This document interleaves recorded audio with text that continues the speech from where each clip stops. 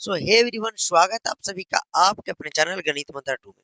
साथियों, Lucent book से हम लोग टॉपिक बाय टॉपिक पूरे हर एक टॉपिक का एमसीक्यूज करने वाले हैं। यकीन मानिए, ये सारा सीरीज अगर जब आप देखकर एग्जाम में जाइएगा तो आपसे 100% आपके सारे सवाल बनने लगेंगे।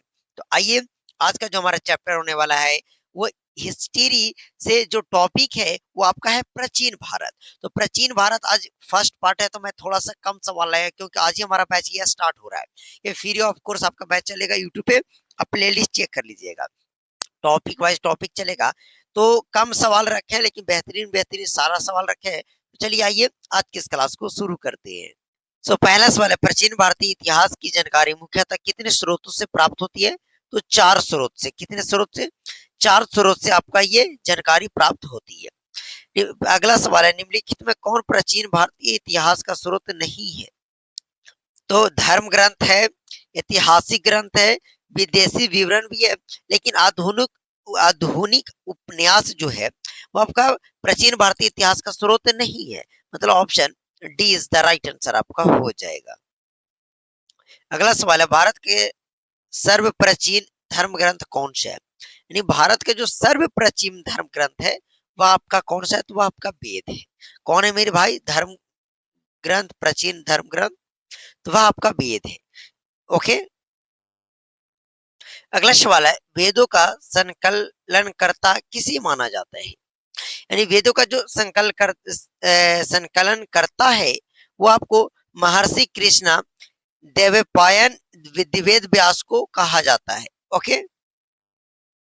अगला सवाल है, वेदों की कुल संख्या कितनी है? तो वेद कुल 4 वेद है। वेदों की संख्या कितनी मेरे साथियों? तो 4। अब जो 4 वेद है वो कौन कौन है? तो एक ऋग्वेद, यजुर्वेद, सामवेद और एक अथर्ववेद। क्या? अथर्ववेद लिख लीजिएगा। चारों वेद कौन कौन है, लेकिन यहाँ पे पूछ रहा है निम्न में कौन वेद नहीं है। तो 3 हो गया था, ये मानसरीमिति जो है, मनुस्मृति, ये आपका वेद नहीं है। यानी कि आपका डी ऑप्शन सही हो जाएगा। अब अगला सवाल है, चारों वेदों के संकलन को क्या कहते हैं? तो संहिता कहते हैं। चारों वेदों का जो संकलन है उसे क्या कहा जाता है? संहिता कहा जाता है। Okay. Option C is the right answer आपका हो जाएगा। अगला सवाल है, ऋचाओं के क्रमबद्ध संग्रह को क्या कहा जाता है? तो जहां पर ऋचाओं का क्रमबद्ध संग्रह हो उसे हम लोग ऋग्वेद कहते हैं। क्या कहते हैं? ऋग्वेद में जो है ऋचाओं का क्रमबद्ध संग्रह मिलता है, यानी Rigveda. Option B is the right answer हो जाएगा। ओके। नेक्स्ट सवाल, ऋग्वेद में कुल कितने मंडल है? ऋग्वेद में कुल मेरे साथियों 10 मंडल है। ऋग्वेद में कितने मंडल है? तो कुल 10 मंडल है। ओके। अगला सवाल है, ऋग्वेद में कुल सूक्तों की संख्या कितनी है? ऋग्वेद में कुल सूक्त जो है 228 है। कितने?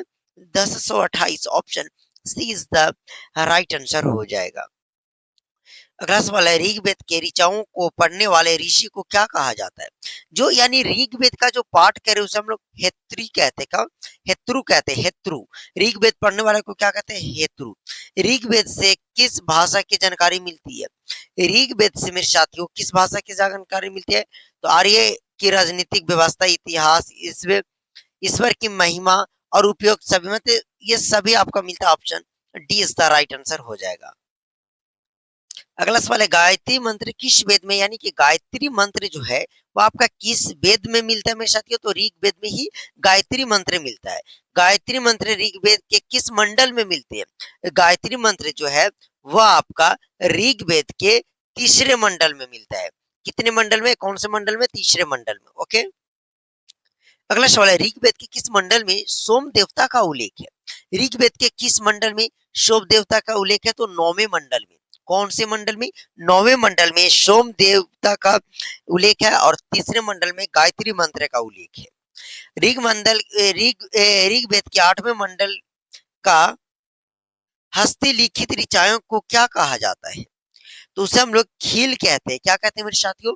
खील कहते हैं। क्या कहते हैं? खील। अगला सवाल है, ऋग्वेद के सबसे बड़ा मंडल कौन सा है? ऋग्वेद का जो सबसे बड़ा मंडल मेरे साथी वो 10वां मंडल है। कौन सा? 10वां मंडल जो ऋग्वेद का वो सबसे बड़ा मंडल है। नदियों की प्रशंसा से संबंधित सूक्त कौन सा है? तो कौन सा है मेरे साथियों? तो नदी स्तुति, सूक्त। कौन? नदी स्तुति सूक्त। Option C is the right answer हो जाएगा। वाले मेरे साथियों कि पुरुष सूक्त के अनुसार ब्राह्मण की उत्पत्ति किससे हुई? किससे हुई है? यानी पुरुष सूक्त के अनुसार ब्राह्मण की जो उत्पत्ति है वो आपका मुख से हुआ है। किससे? मुख से। अगला है अगहन्य शब्द के संबंध किससे है? अगहन्य शब्द का जो संबंध है वो आपका गाय से है। किससे? गाय से। ओके।